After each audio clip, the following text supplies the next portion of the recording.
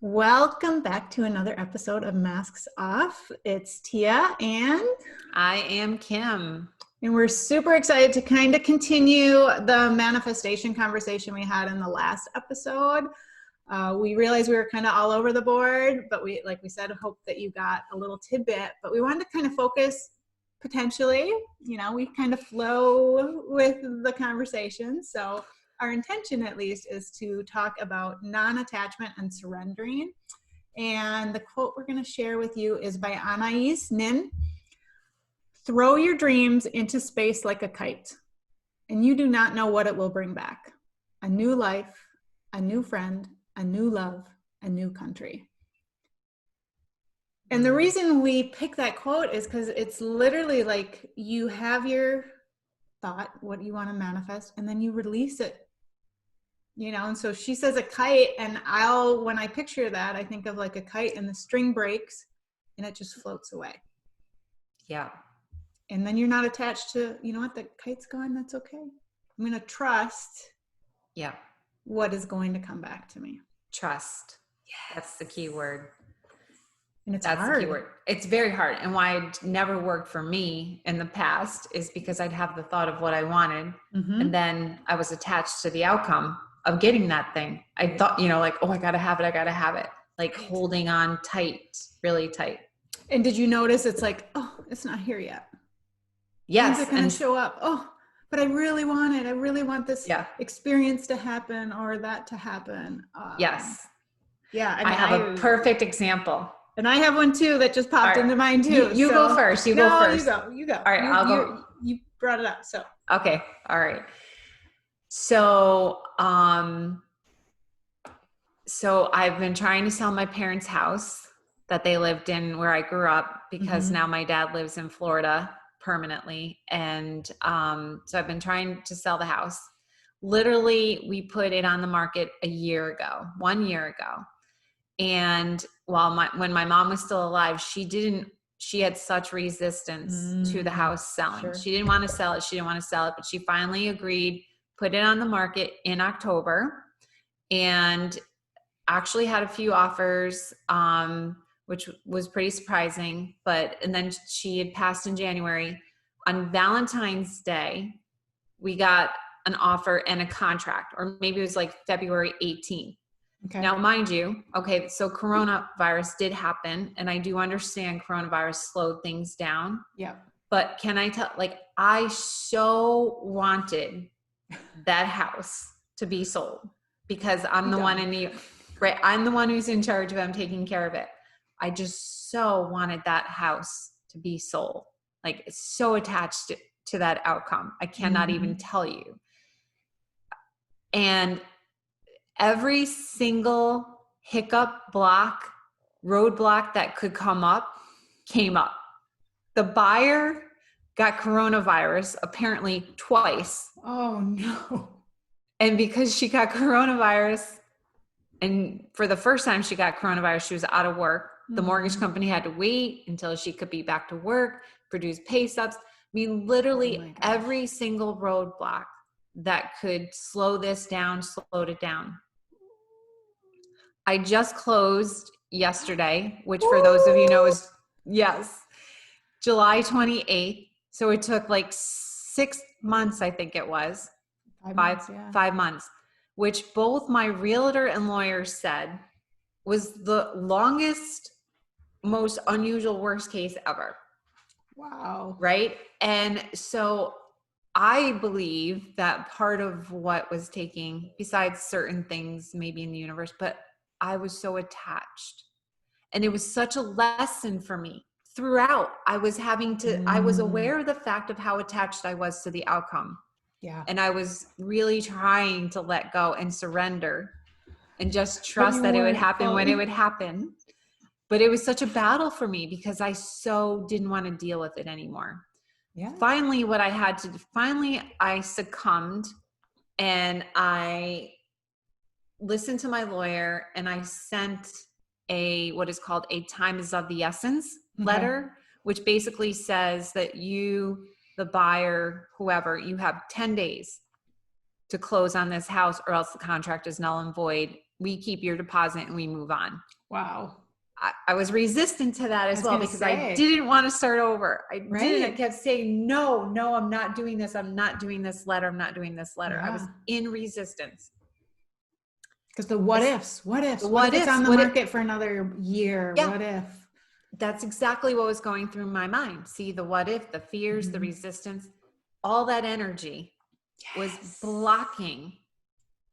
The minute I said, okay, to the lawyer, send the letter. And I was scared and nervous doing it, but I did it anyway. Same thing with the I was gonna say, Facebook post. just like we talked about in the last episode. You have to do it anyway. You're going to have the fear. The fear will be there. You just need to do it anyway if you want to manifest.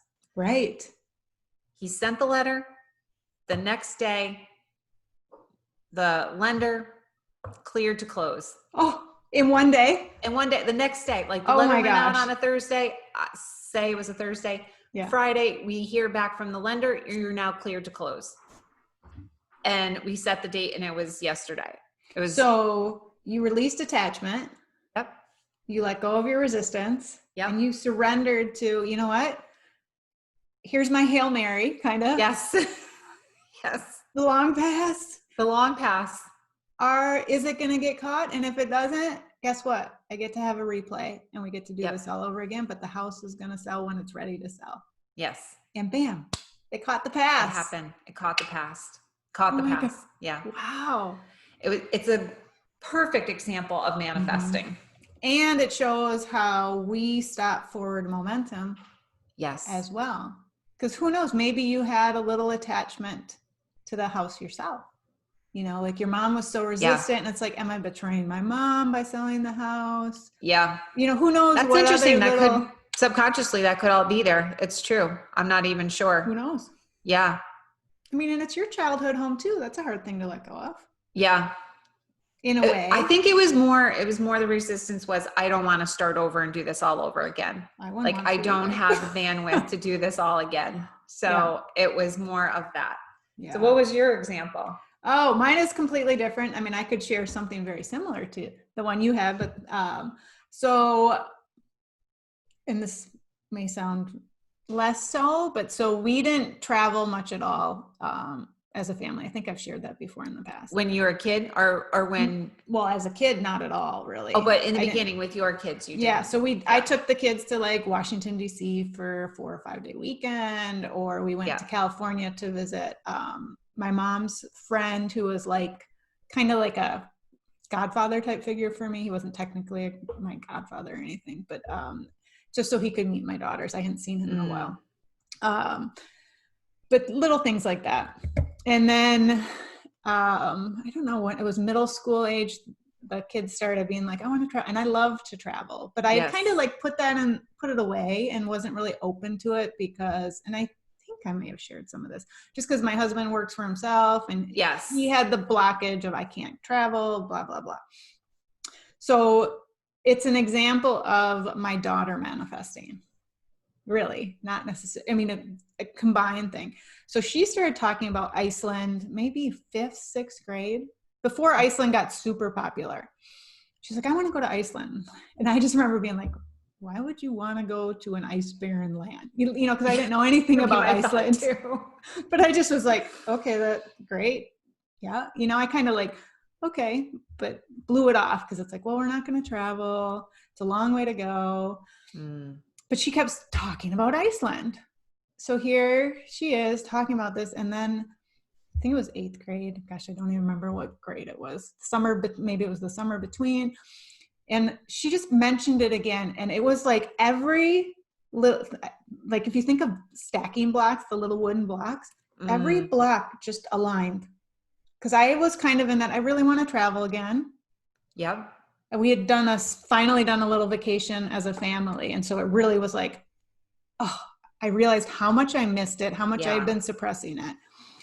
And it was over, I don't know, I think it was like November, December, she brought it up again. And I had all these internal, like, oh, that's traveling overseas by myself with 2, older kids, but literally like renting a car, because what she wanted to do involved renting a car and driving the ring road. so there's all this mental chatter in my mind of like, can I do this by myself? Even though I'd be with them, but as the adult.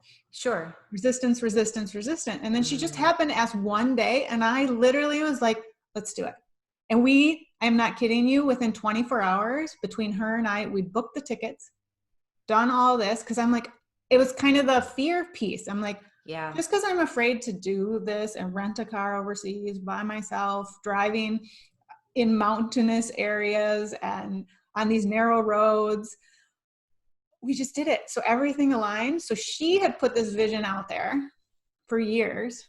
I was resistant, aligned it. And honestly, it was the most amazing experience to have with them. I mean, and Iceland is not an ice-barren land at all. Obviously now it's, was more popular. And obviously I think we actually are allowed to still travel there. It's one of the few places coronavirus. Right now Americans are allowed. But it was resistance, blockage, fear.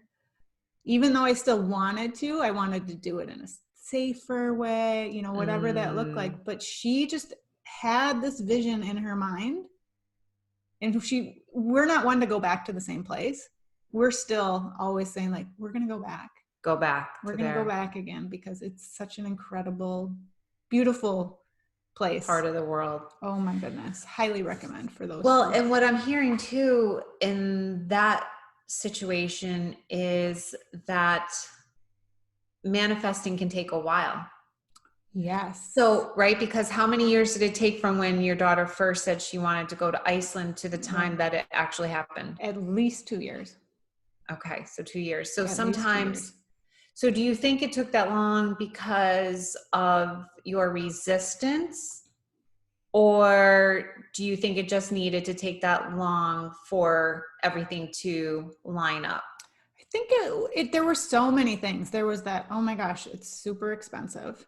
Because traveling to Iceland, I mean, we literally, we ate out once in Iceland. And we Airbnb'd and bought groceries and ate their hot dogs. And I'm not a hot dog person. And I don't eat, I can't eat bread because I can't eat, I'm gluten intolerant. So I'm eating hot dogs out of like the little paper.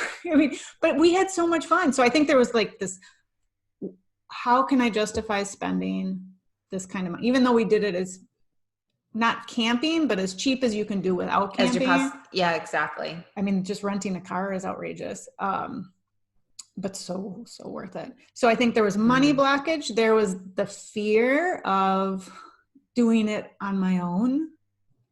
Traveling on my own with kids overseas. Even though it's a super safe country. So I think they were more my resistance. Of like, am I good enough to do this? What happens if something goes wrong? How are we going to XYZ, ABC? I mean, I had all these reasons to her whenever she would bring it up. Like, no, it's too much money. No, I don't know how we're going to have this time. So I think it was more my resistance and believing that I wasn't good enough to handle it. I wasn't capable of it. So I think what I'm hearing both from our conversation and this episode and the last is that there's two things with manifesting. One is that we have the blocks. We block. Totally. Even though I wanted to go on a trip. Yes. we tell the universe no with all of our fears, our resistance, and so on and so forth. So that's where we are. I think that one quote that I looked at earlier from Shafa, that we are the creator. And a lot of people who talk about manifesting will say this, that we are the creators of our destiny with because of our thoughts. So there's that piece of it. But then I think there is another piece to manifesting too, that sometimes timing, like things just kind of need to move around and shift around in the universe for things to happen. Right. I mean, even if you're completely open, it may not happen. Exactly. Right away. Exactly. And I mean, she just had such a vision of it. Whatever resistance I had, she could have maybe asked me 2 days earlier and I would have been a no, or 2 days later, I may have been a no. I don't know. I have no idea, but literally it was one of those experiences where she asked and it was like, let's just do it. Yes. And it was the trusting and the flowing of like, we can do this. And she planned half the trip. Both her and her sister looked for Airbnbs, and then she created a Google map with all the nature locate where we were going to go. And, you know, when we got there, we're like, oh, like there was one waterfall they really wanted to find. We just could not find it to save our life because it was a weird one to access. And it was like, you know what? We're just not supposed to see it this trip. I guess it's a reason to come back. That's a good way of looking at it.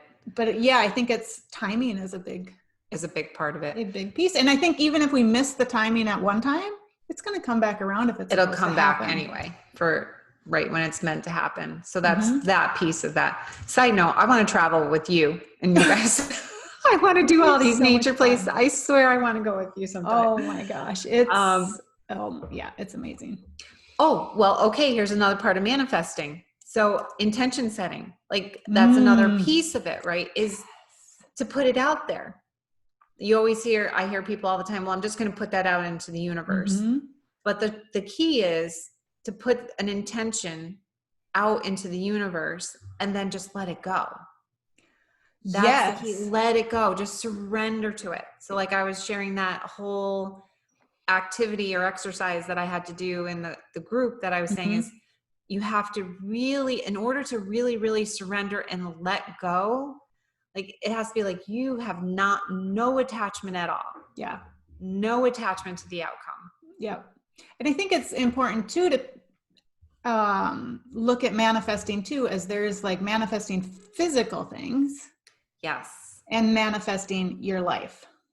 Yes. And so that intention. I want to say more about that. So intention, I'm huge with intentions. Yes. Most clients, I have them create a parenting intention. When I do my circle groups, you have an intention for our entire time together. Yes. And so there's that intention of that thing, that destination, like a final landing spot. Like I really want to live on the ocean, or, you know, that type of intention. Yes. Intend it and then release it and keep moving. Non-attachment. And then there's the intention, the living intention. Yes. Which is in my mind and how I teach it is different. We don't let it go. We believe that it has already happened. And so we're choosing, it's that inner alignment. Like I am choosing to meet the world with presence. Just a quick intention that popped into my mind. So I live life with presence. That's your intention. Yep. You can live that right now. And you can fall off of it and you can come back and you can fall off. So in my circle groups, when we create an intention of manifesting, it's who we are, because we already inherently are that person. Yes. So it's different. It's a different type of intention in that we are just going to make choices to manifest and live our life as we actually already are. Do you want to say more about that for the listeners? That who we already are? Like maybe you can say a little more about that. Sure. So when we're manifesting, whether it's this or that, but who we are, it's all those blocks we talked about in that last episode, or just, you know, your blockage for your house or whatever it is. Yep. But in our life, so you chose not to close that house internally. I know. Internally. And then there's that piece of who we inherently are, like when you put out the Facebook post that we talked about in the last episode, tell me what do you love about me? What do you appreciate about me? My essence. That's who you are. So you already are that person. You just weren't able to receive it. So it's the same thing internally with us. We are living in presence. We are living in integrity. We are open-hearted. We are whatever comes to you. But we have these layers and these blocks that we've talked about through all these episodes, the masks that hide that. So we're not saying, you're not reinventing who you are. You're coming home to who you were when you were born. Because that's your soul. That's your essence. That never has changed. It's always there. Right. It's just we stop listeing and we stop. It gets covered over with all the masks. Right. And so that in the inner child, so we're protecting that inner self because then we have to shine. Exactly. And it's said in so many different words, right? So many different teachers say it so many ways. I've heard essence. I've heard we are energy. We are the divine within our true selves. Even the zero limit, the divine, the source, the divine creator, nature, Buddha nature. There's just so many ways of saying the very same thing. Yep. And you just said like our soul and who we intrinsically are as a human. And then what gets in the way what's in the way is really what you learn in that Ho'oponopono from Dr. Lin, is all the memories that are stored in the subconscious mind, which is the work that I do with my clients. That's where all of those limiting beliefs are stored. That's where the ego is created. Exactly. That's where the masks come from. And that's who we think we are.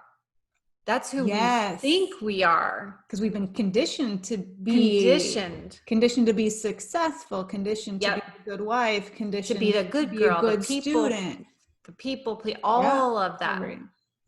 And even like our masks that we have created to protect, as you talked earlier about that protective mode, again, it still is not who we are.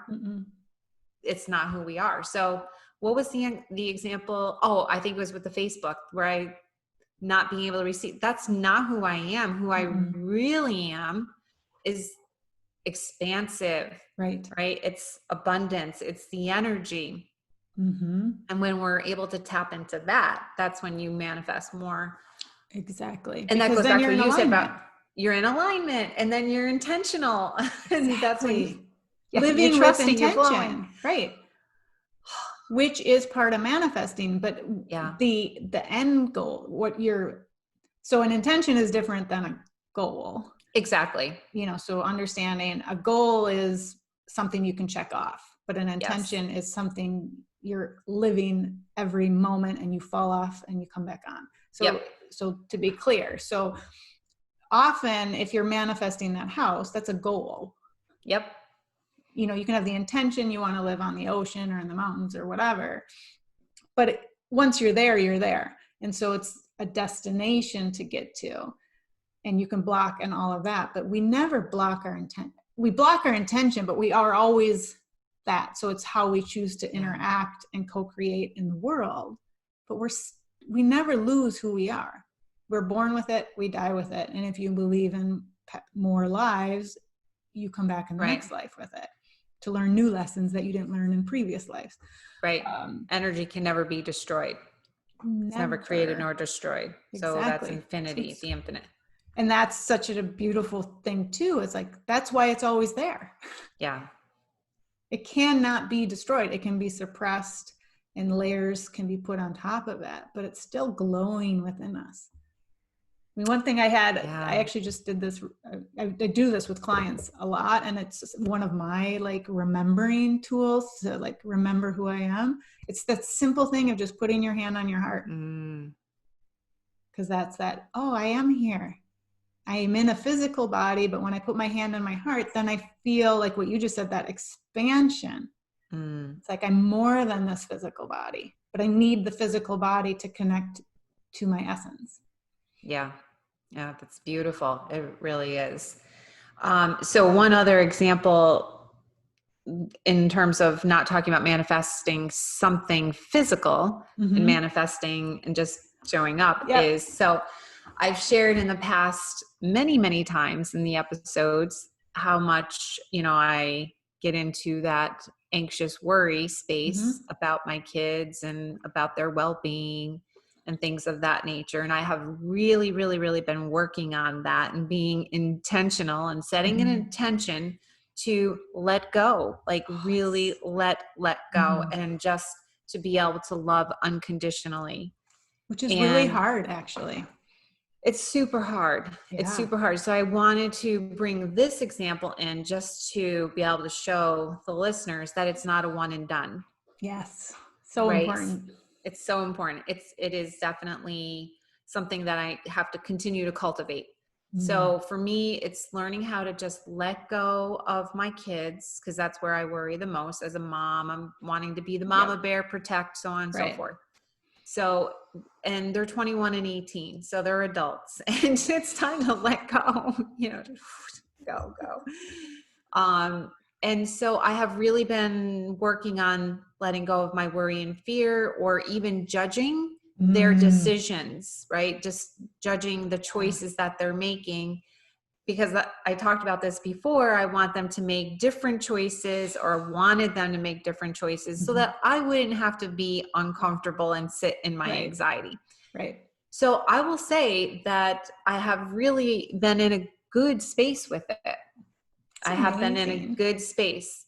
And it's not a however, and, things have come up over the last couple of weeks, situations where I saw them make a decision or a choice, and because the thoughts are going to still come.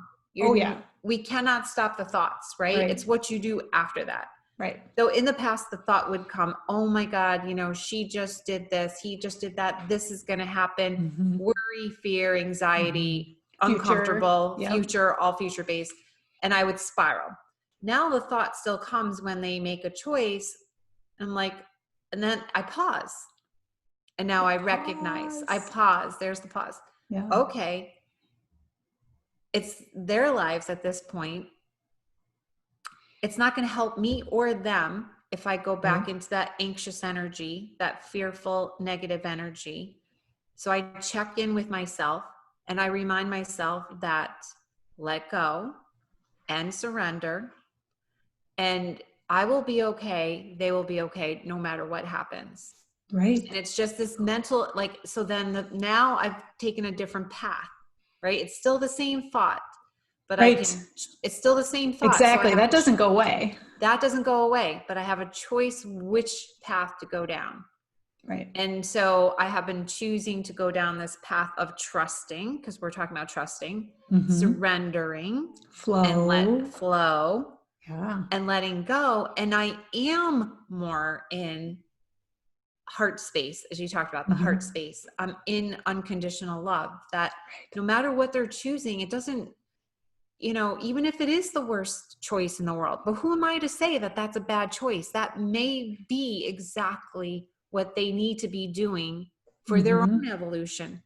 I'm just thinking that it's a bad choice because I don't want to feel anxious about it. Right. I don't want to see what consequences it may show up. I don't want to see the consequences. I don't want to watch them suffer. Exactly. From the choices that they're in. I want everything to be, all rainbows and unicorns.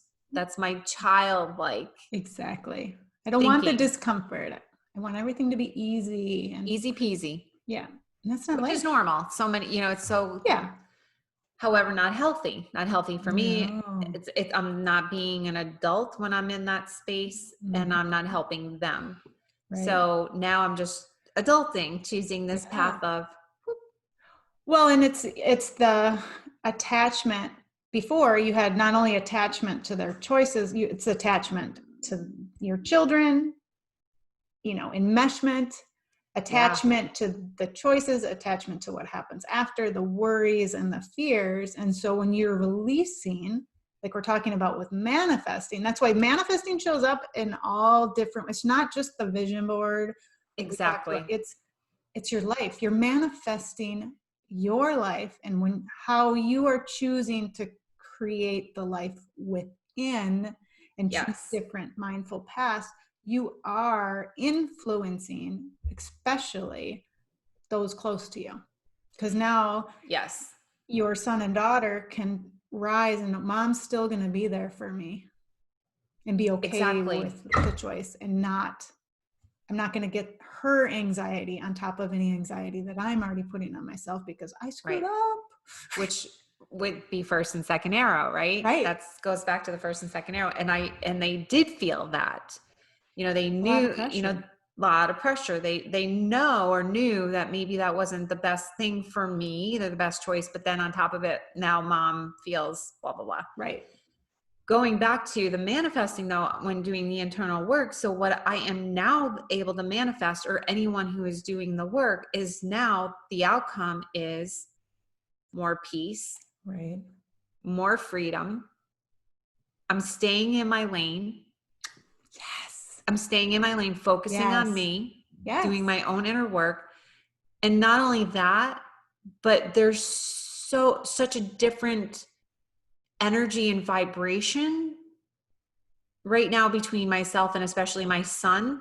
Mm-hmm. It's one of more coming together and connection versus before, he, not consciously, I'm sure, but he was avoiding me because my energy was of this pressure. You got to make the right choice. You can't keep messing up, blah, blah, blah, you know, and it's different. That's so awesome. It is awesome. It's great. So while I'm not like manifesting in that respect, a house or a car or even a trip, or that goes back to your point of there's two types of manifesting. Mm-hmm. There's probably lots more that we aren't even aware, right? You know, or maybe we are aware of, we're just not putting it into words, but but I love that because it's like you noticed, and you've been doing this work for so long. So you probably, correct me if I'm wrong, like you've known this has been a pattern for a while. Oh, for sure. You didn't know how to do that true internal pivot until you were ready. And that's that's why, like, for those listening, this isn't pressure. This isn't you need to do it now. It's going to happen little bit by little bit, or it may be a massive shift because that's where you're at. But every person's path is different. Yeah. And we're going to be in alignment here. And then over here, we may not be fully in alignment with this piece of our life. And that's okay. Yeah. But when we're ready for that opportunity, we can take it, or we miss it and it comes back around again. And it will.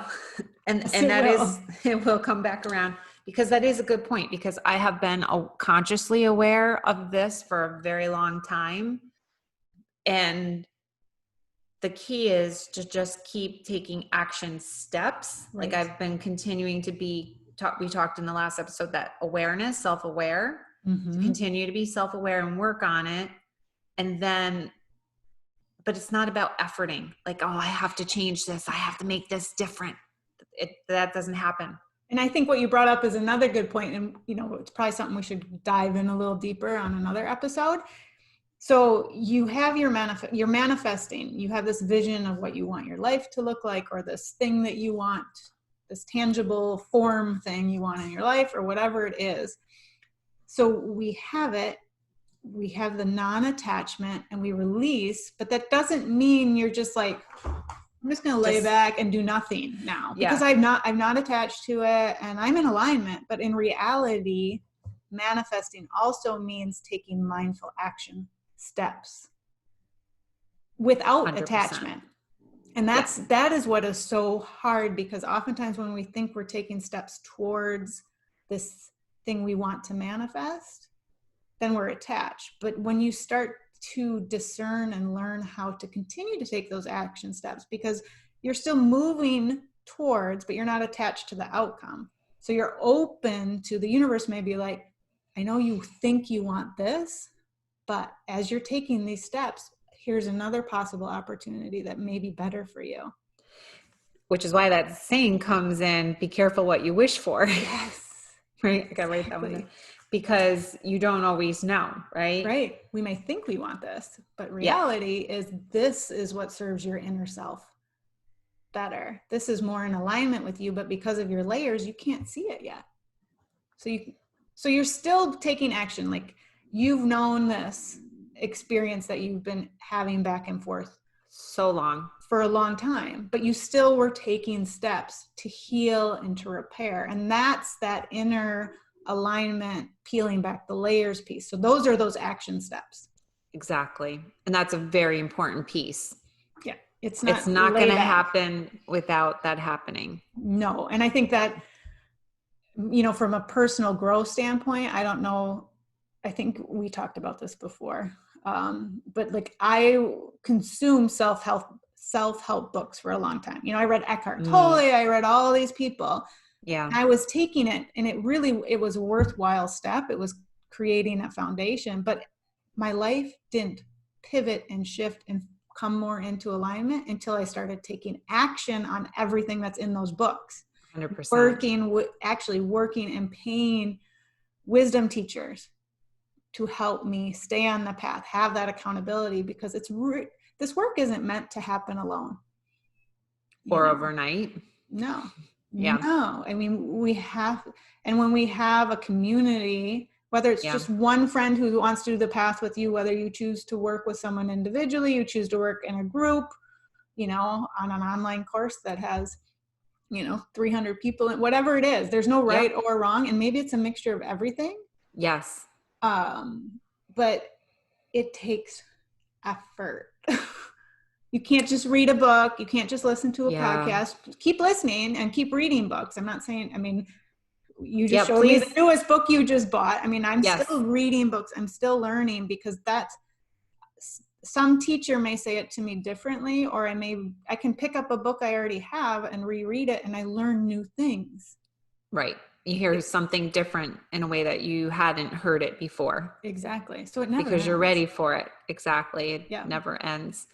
I agree with you on that. And I wanted to also add in, as far as a little more of the physical manifesting, like in terms of starting my practice and my business, is that I'm really, really trying to set the intention of letting go. Like, I'm not focusing on how many clients I need to have to make X, Y, and Z. Yeah. So, and this is where Kyle Cease's book is awesome and amazing on chasing money. Right. Because it's something along those lines. It's the illusion of money. I can see it. The illusion of money. Yeah. The illusion of money. More books. More books. See, we read them all. But if I start to put my attention and my focus on how much money I think I need to make or want to make, and how many clients, and then I start backing into, well, how many clients do I need in order to make this much money? That's not the direction that I want to go in. I want to go in the direction of, I want to help people, and I'm here to serve, and I'm going to, and who needs to come to me will come to me. Right.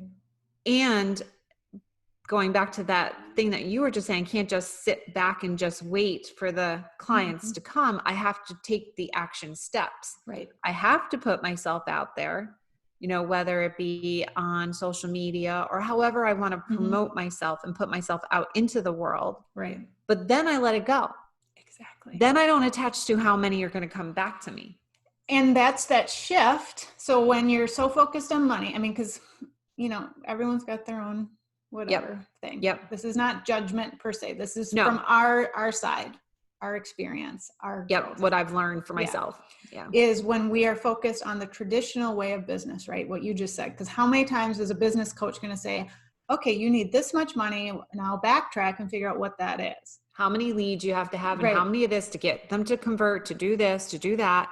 There's a formula. Right. And that never felt in alignment to me. And when I tried it, it felt icky. Yeah. Like every part of my being was like, this is not how you want to be.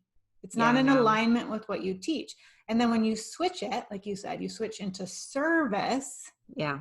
And then we live in a world where money is energy. So then the money exchange will happen authentically. So to me, then our business comes from our essence, or whatever word, true self, whatever, versus when you're money driven, it's ego driven. And then it's power. And that's where we're seeing how that is working in our world right now. Not great. Yeah, exactly. Not so well. But when you're from a different elevation place, like you said, of like how I'm still going to put myself out there, and I still want to attract the right clients and have the money energy exchange, is a completely different feeling in your business, in your body. in who you are. And that's your vibration. It's my vibration. Are you going to vibrate, I want money? Or are you going to vibrate, I want to serve? And we energetically, I mean, I've even seen some businesses that say energy exchange, and then they put a dollar amount. They don't even call it, payment. This cost this, it's not cost, it's energy exchange, and then the dollar. That's awesome. I love that. Isn't that kind of cool? That's very cool. I love that idea, because that is what it is. I mean, Right. And also in terms of that, in terms of, what dollar amount to put on that energy exchange will also be dependent upon how I feel about myself, how worthy I am. Right. If I don't feel that I'm worthy and deserving to take in a dollar amount for what the service I'm going to give, then I'm going to attract that kind of client as well, or none at all. And that even comes back to I love how things work full circle. So we've been talking about how energy is the circle. So it comes back to that inability to receive. Oh, yes. And I think that is what is such a challenge, being in the service industry and being a helper. And because there's this belief that, well, if you just want to help people, there shouldn't be any money attached. There shouldn't. Yeah. You should just want to do it and what is the money? Free. Right. But in reality, that's not in service, because energetically there has to be an energy exchange. And so while you can still do and provide pro bono or discounted work, you also have to rise up and demonstrate to your clients your worth, so they can rise up into their worth. And so it's the receiving, and because if we're just giving, you're out of balance. So out of balance. And that, I can speak personally, that has been a humongous struggle for me to ask for. And I'm still working through those belief systems of, well, I just want to help people and families and change the world and change generations. Yep, exactly. And it's a really, and I don't want my services to be elitism and exclusive, but that's where it's that's why I can discount when needed. I don't have to be all or nothing. It can be both and. So what have you done then to try to work through that? It's been a slow process because of the wanting to give and not being able to receive, and the, already having the belief of, I have food on the table, I have a roof over my family, so I have what I need. I don't need more, but that's not what it is. Because what I can do with money that comes in is I can choose to donate. I can choose to whatever. Yeah. It's the end. So I've had to really work on looking at money as energy, because we live in a society where money is success, and money is so worth, hard to change, and money is value. And so there's lots of layers of recognizing money is not worth in a way of power and over then. It's that energetic receiving and giving in that relationship when you're in that helping field. Yeah, maybe we can do a whole episode just on that alone. The energy and of money, that would be a good one. Well, you know what? We have talked before about doing an episode on cultural conditioning, and that can just be an example of cultural conditioning, because that one is so ingrained into society. Like you said, that money is equated to success, and it's not looked at as energy. I think maybe we can just end by saying, because you said you love how everything goes full circle and comes around. And I'm thinking back to the episode where you talked about the water and the waves. The flow and that. Right? How it really is a circle. It is. And there's nature. So if you just look at nature, that's the way it's, we can learn everything from just looking at nature. Totally. And what's there's that geographic, it's a swirl. It's like a shell, the shell. Oh yeah. Yep. It's like 1/7 or something. I'll have to look it up, but it's everywhere. everywhere in nature. And that's why like architects use it when they Yeah. design buildings and all of that. And that's why it's aesthetically pleasing to us. And we don't even realize it. It's because it's a natural thing in nature. Yeah. And that again comes back to that inner self and inner alignment, because we are nature. We are. Yeah, we are. Yeah. Even though we're in our air conditioned house right now. I know. When it's so warm out.